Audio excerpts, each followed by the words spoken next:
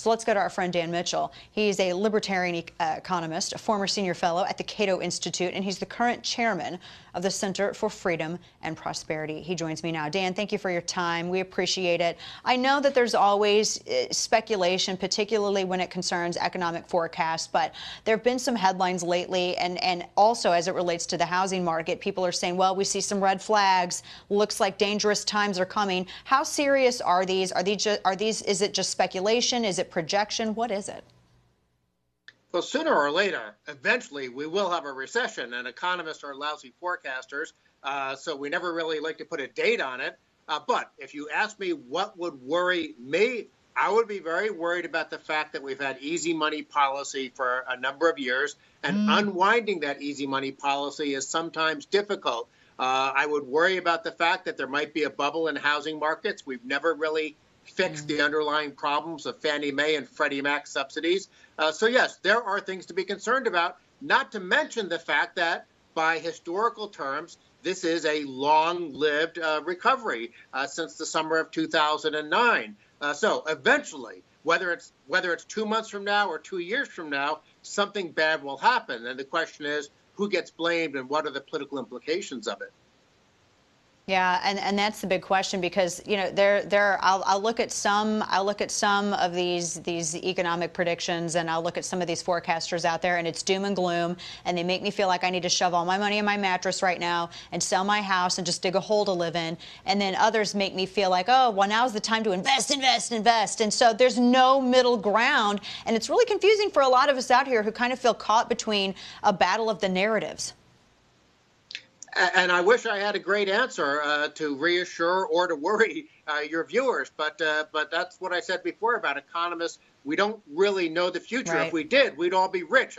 I'd be living in the Cayman Islands right now. But we had a very wonderful period from the Reagan years all the way up through like 2008, where we had almost no economic downturns, incomes were rising. But then the last 10 years have really not been strong at all. And the question is, does the fact that we had a relatively weak expansion mean that it will last longer? I mean, some people make that argument that maybe if we just have sort of mediocre 2% growth, we'll never have a recession again. And is that worth the trade-off from having boom-bust cycles where we average 3% growth?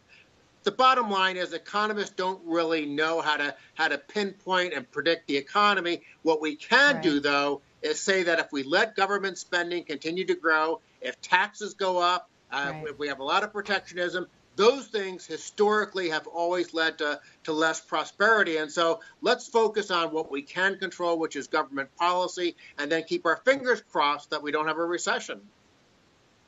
Yeah, that recession. I cannot stand that dirty R word. What should we look out for? I mean, what are the red flags that you, Dan, would look out for and that would make you a little bit nervous and maybe start to be a little bit more conservative and think about some different approaches to your finances? Well, I think there are two things to look for. One, what is the Fed doing? The Fed, most people think they're trying to unwind some of the easy money policies, and that means that they're slowly letting interest rates go back up to normal levels. But when interest rates go back up to normal levels and you have financial markets that are sort of hooked on the morphine of easy money, that might cause a stock market correction. Maybe that'll show up in a housing bubble bursting, and those things are not very good for the economy. The other thing I worry about, and this is where I might point the finger at Trump, I don't think that the saber rattling on trade, I don't think the protectionism and the tariffs, historically, that doesn't lead to a good outcome. Might it in this case? Might Trump actually, do some, very clever three-dimensional chess where he brings the Chinese and other countries to the bargaining table and we actually get better trade policy? Yes, that's possible. But boy, you're really sort of hoping, like it's like you're playing poker and you're hoping you're going to pull a full house or something like that. I worry that tit-for-tat protectionism might be the sort of the instigator of bad economic news. But underneath it all, I think Fed easy money policy over many years is what has created some fragility in the economy. And what's the trigger that could cause a stock market correction that could then perhaps bleed into a recession? Again, I come back to the fact that we economists are lousy forecasters. If we were good forecasters, we'd be all rich. There you go. Yeah, never trust a poor economist. Never. Dan Mitchell, Well, always good to see you, Dan. Don't trust me, unfortunately. Dan, good to see you. Thank you. Thank you, Dana.